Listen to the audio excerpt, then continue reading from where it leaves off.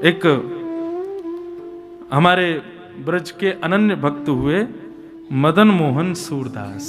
क्या नाम था? मदन मोहन सूरदास जी का एक पद है, बहुत सुंदर पद है। आज ही मैं पढ़ रहा था, अचानक मुझे याद आया। क्या कहते हैं मदन मोहन सूरदास? कथाक्रम ऐसे है, देखो अभी नंदोत्सव खूब जोरदार से होगा, लेकिन उससे पहले अभी कथा सुनो भाव से। मदन मोहन सूरदास जी का भाव ऐसा था कि उत्तर प्रदेश में एक स्थान है संडीला, वहां के वे एक सिपाही जैसे थे। जैसे अकबर राजा था भारत का, तो उसने जगह जगह अपने प्रतिनिधि छोड़ रखे थे। तो संडीले स्थान के प्रतिनिधि के रूप में मदन मोहन सूरदास जी थे। बहुत ध्यान से सुनना। तो मदन मोहन सूरदास जी साल भर में जितना टैक्स इकट्ठा होता था ले जाकर के अकबर को जमा कराते थे। लेकिन अब की बार इन्होंने क्या किया, जितना भी कर आया उस सारे कर से, सारे धन से इन्होंने संतों के भंडारे कर दिए, ठाकुर जी के उत्सव कर दिए, बढ़िया ठाकुर जी के मनोरथ कर करा करके, और जितना पैसा टैक्स का आया था जो अकबर को देना तो सब खर्च कर दिया संतों की सेवा में। अकबर के यहां से पत्र आया, बोले भैया साल भर का जितना कर आया भेजो। तो इन्होंने क्या किया, तिजोरियां थी उनमें पत्थर ईंट भर भर के भेज दिए अकबर के यहां, और एक पर्ची लिख करके भेजी, और उसमें क्या लिखा, बोले 13 लाख संडीले उपजे सब साधुन मिल गटके। 13 लाख सोने की मोहर हुई थी, पर सब साधुओं ने मिलकर बढ़िया पूरी कचौड़ी बना बना के सब ने गटक ली।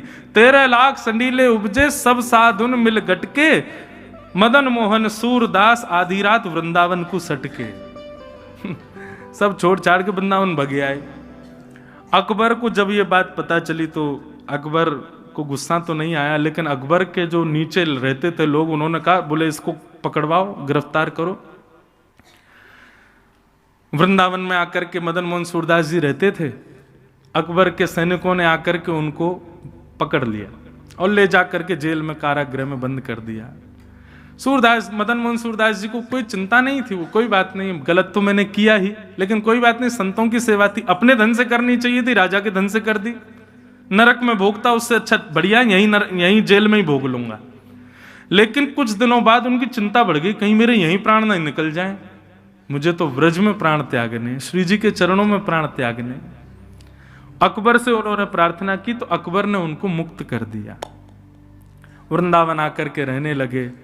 यहां पर ब्रजवासियों के घर घर जाके भिक्षा मांग करके खाते, रज में ही सोते, ब्रज रज का तिलक लगाते, ऐसा जीवन उनका हो गया। एक दिन ठाकुर जी प्रकट हो गए मदन मोहन सूरदास जी के सामने, और ठाकुर जी जैसे ही प्रकट हुए चरणों में गिर गए, बोले जय हो भगवान, आपके दर्शन हो गए प्रत्यक्ष। ठाकुर जी बोले राम राम राम, कैसा जीवन हो गया तुम्हारा? बोले क्यों? वो संडीले में तो तुम बढ़िया घोड़ों पे घूमते थे, सोने के सिंहासन पर बैठते थे, हैं 56 भोग का भोग लगाते थे, और यहाँ पे देखो ब्रजवासियों के यहाँ अंजलि फैला करके मांगते हो, नंगे पांव चलते हो, पैरों में कांटे लगते हैं, रज में सोते हो। अब हम कृपा करने आए हैं, तुमको वापस संडीला भेज रहे हैं, हम तुम दोबारा से वहीं के सूबेदार बन जाओ।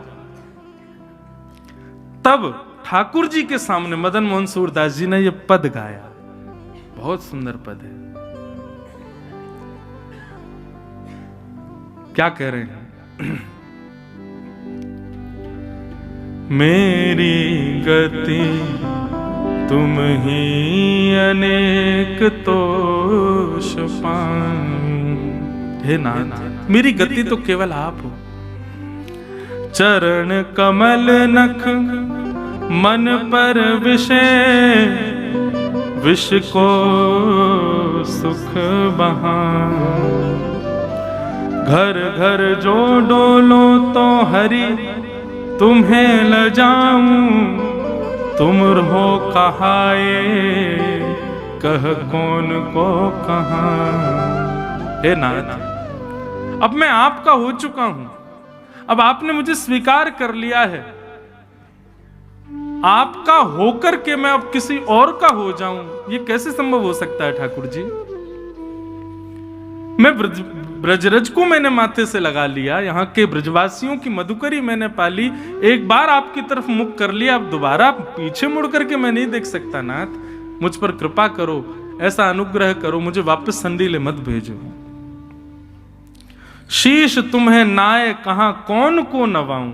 अब आपको मैंने सर झुका लिया, अब ये सर मेरा किसी और के सामने नहीं झुकेगा। नाथ, तुम रो कहाए, अब कौन को कहाऊं।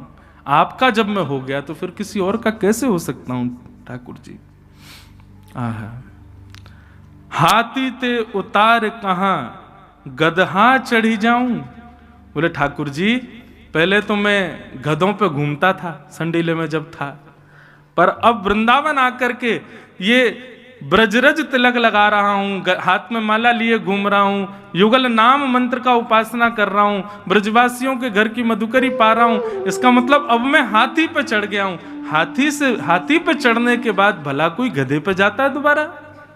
बंधुओं, जिन्होंने भी नाम जप प्रारंभ कर दिया है, जिन्होंने भी तिलक लगाना प्रारंभ कर दिया है, जिन्होंने भी श्री जी की उपासना प्रारंभ कर दी, जिनका मन वृंदावन की ओर मुड़ चुका है, निश्चित ही वो गधे से उतर के अब हाथी पे बैठ गए, वो हाथी की सवारी कर रहे हैं।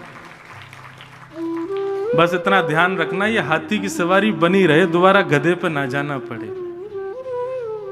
एक बार हाथी पे बैठ गए तो फिर गधे की सवारी करता है कोई? है, एक बार हवाई जहाज में चला गया, फिर क्या ट्रेन से जाएगा? हवाई जहाज से जाएगा सब जगह।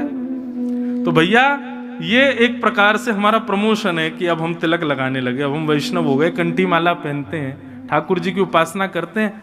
अब ये प्रमोशन से दोबारा हमारा नीचे की तरफ पतन नहीं होना चाहिए। हे ठाकुर जी, ऐसी कृपा करो। सूरदास मदन मोहन जन्म जन्म गाऊं, संतन की पनही को रक्षक कहाऊं। बोले पहले तो मैं अकबर की तिजोरी की रक्षा करता था नाथ, पर आपके जो गुणगान गाते हैं उन संतों की पादुकाओं का अब मैं रक्षक बनूं, ऐसी कृपा मुझ पर कर दो। आपको छोड़ के अब मैं कहीं नहीं जा सकता। यह भक्ति की पराकाष्ठा कर दे तो वो नाम गुणगान उस स्वपच जाति के व्यक्ति का भी कल्याण कर देगा। ये आपके नाम की सामर्थ्य है ठाकुर जी, इसलिए मैं आपके नाम को वंदन करता हूं। एक बार एक कथा में सुनाता हूं, एक गुरुजी बैठे थे गुफा में, ध्यान कर रहे थे। इतने में एक शिकारी वहां से निकल रहा था। तो शिकारी ने देखा कि भैया गुफा के अंदर गुरुजी बैठे हैं, महाराज जी कोई संत बैठे हैं। था तो वो शिकारी जानवरों को खा जाता था, लेकिन उसकी माँ ने उसको बचपन में कभी बताया कि भैया कभी संत महापुरुष मिले, तिलकधारी कोई मिले, जटाधारी कोई मिले, कोई धोती बगलबंदी में मिले तो उसको प्रणाम करना और कुछ दक्षिणा जरूर देना। तो वो शिकारी उन गुरुजी के पास चला गया और गुरुजी से जाकर के बोला, बोले आप यहां क्या कर रहे हो? इस गुफा में बैठे हो, कब से भूखे प्यासे होंगे आप, मैं आपके लिए कुछ भोजन ले आता हूं। बोले हाँ, कुछ बढ़िया सा कुछ सामग्री ले आओ। इतने में शिकारी ने क्या किया, एक 12 सिंगा हिरण पकड़ के ले आया और पकड़ करके लाया और गुरुजी के सामने खड़ा कर दिया। बोले गुरुजी लो इसको मार दो, आप पकाओ, भोग लगाओ, फिर हमको भी बांट देना। गुरुजी बोले अरे भले आदमी, तो हिरण पकड़ के लाया। लेकिन गुरुजी ने सोचा शिकारी है, शिकारी क्या समझे कि भाई भक्ष भक्ष नहीं खाना चाहिए। तो गुरुजी ने ऐसा विनोद में कह दिया, अरे हम ये साधारण हिरण नहीं खाते, हम तो ऊंचे और महंगा वाला और श्रेष्ठ गुण वाले हिरण का भोग लगाते हैं। बोले महाराज ये 12 सिंघा है, इससे भी श्रेष्ठ कोई हिरण होता है? बोले हाँ। बोले जरा बताइए तो, आप जो हिरण बोलेंगे मैं वही पकड़ के लाऊंगा अब तो। बोले अरे उस हिरण को पकड़ने के लिए तो पूरा संसार भाग रहा, कोई नहीं पकड़ पाया। बोले नहीं नहीं, मुझसे बड़ा शिकारी नहीं है जंगल में कोई, आप आज्ञा करिए, वो जैसा होगा जहां होगा पकड़ के लाऊंगा मैं उसको। आप बताइए तो सही, उस गुण के सींग कैसे, उसके पैर कैसे, उसका मुख कैसा, जरा बताइए उसके बारे में, उसका रंग कैसा। संत विनोद में ही बोलने लगे, बरहा पीडम नटवर वपु कर्णयो कर्णकारम विभ्रदवासः कनक कपिसम वैजयन्तीं च मालां रन्ध्रान् वेणो अधर सुधया पूरयन् गोपवृन्दै वृन्दारण्यं स्वपदरमणं प्राविशद गीत कीर्ति। मोर मुकुट पहनता है। शिकारी बोला हिरण मोर मुकुट पहनता है? बोला हाँ। और कर्णयोः कर्णकारम, उसके कान दो हैं लेकिन कुंडल एक ही पहनता है। और कभी वो इस कान में पहन लेता है, कभी निकाल के इस कान में पहनता है। हमारे नाना जी इतना सुंदर वर्णन करते थे, बोले ठाकुर जी कुंडल कैसे पहनते हैं? तो जैसे ये पुष्प है ना, जैसे आप कभी ग्वारियाओं को देखोगे तो वो क्या करते हैं, इधर लगा लेते हैं ऐसे, इसको कर्ण फूल कहते हैं। यहाँ ऐसे धारण कर लेंगे, अगर लंबा हो पीछे से, तो ठाकुर जी क्या करते हैं, यहाँ पे पुष्प लगा लिया। अब लगाते लगाते चलेंगे, इतने में दूसरी तरफ चल रहा मधुमंगल बोले लाला महाकुंडल बढ़िया ना लग लो, या बारे में लगा। सो ठाकुर जी इधर से पुष्प को उछालते हैं, उछाल करके इधर धारण कर लेते हैं। फिर यहाँ से श्रीदामा कहेगो ना लाला माँ बढ़िया ना लग रहा, यहीं पहन। तो फिर उछालते हैं, फिर यहाँ पहन लेते हैं। और ठाकुर जी ऐसे हाथ से निकाल के नहीं पहनते, ऐसे उछालते हैं कि वो कान के ऊपर ही आके लगता है। तो कर्णयोः कर्णकारम, बोले कुंडल पहनता कानों में। शिकारी बोला कुंडल पहनने वाला हिरण है? बोले हाँ। मोर मुकुट पहनता है, कानों में कुंडल पहनता है, और विव्रतवासः कनक कपिसम, पीली पीतांबरी पहनता है। शिकारी बोला भगवान मैं तो इतना बड़ा हो गया, मैंने ऐसा हिरण तो कहीं नहीं देखा। बोले और क्या करता है? बोले वैजयंतीं च मालां, वैजयंती माला पहनता है। और सबसे श्रेष्ठ उसका गुण क्या है? बोले रंध्रान वेणु अधर सुधया, बोले अपनी कोमल कर उंगलियों से आच्छादित करता हुआ छिद्रों को वेणु बजाता है। आहा, शिकारी तो भाव विभोर हो गया, बोले भगवान ये हिरण वेणु भी बजाता है? बोले हाँ। रंध्रान वेणु वधर सुदया पूरयन गोप वृंदई वृंदारण्यम स्वपदर्मणम प्राविशद गीत कीर्ति। एक मतवाली सी चाल चलता है, टेढ़ी चाल चलता है, एक पैर के आगे दूसरा पैर नहीं रखता, तिरछा चलता है, ऐसी बांकी अदा में रहता है। हम तो इस हिरण के उपासी हैं, ये मिलेगा तो इसका भोग लगाएंगे।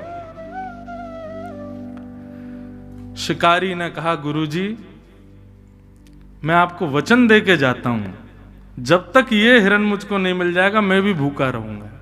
अब तो इसी हिरण को पकड़ के लाऊंगा, पहले आप भोग लगाना, फिर उसी का प्रसाद मुझको दे देना।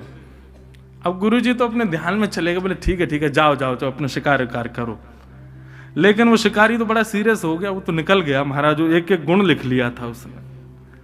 अब वो ढूंढ रहा है। अब देखो गुरु की आज्ञा मान करके और वो सब गुण दे करके शिकारी भले ही शिकार की भावना से जा रहा है, लेकिन चिंतन तो ठाकुर जी का कर रहा है ना।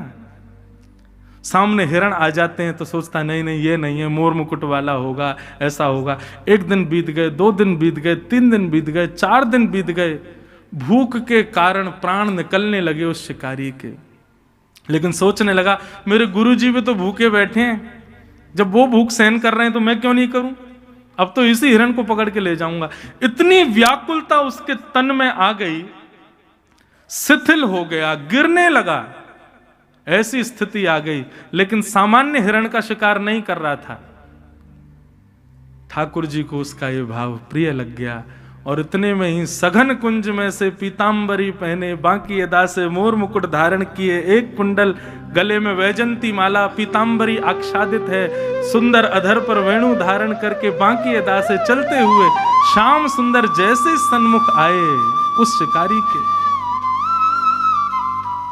ठाकुर जी के रूप माधुरी को देख करके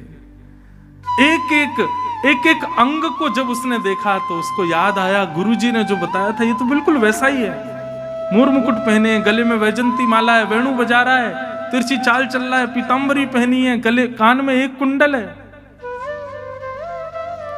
तुरंत अपना जाला उठाया जिससे हिरण को पकड़ता था। ठाकुर जी आगे आगे चल रहे, वो पीछे पीछे चल रहा है।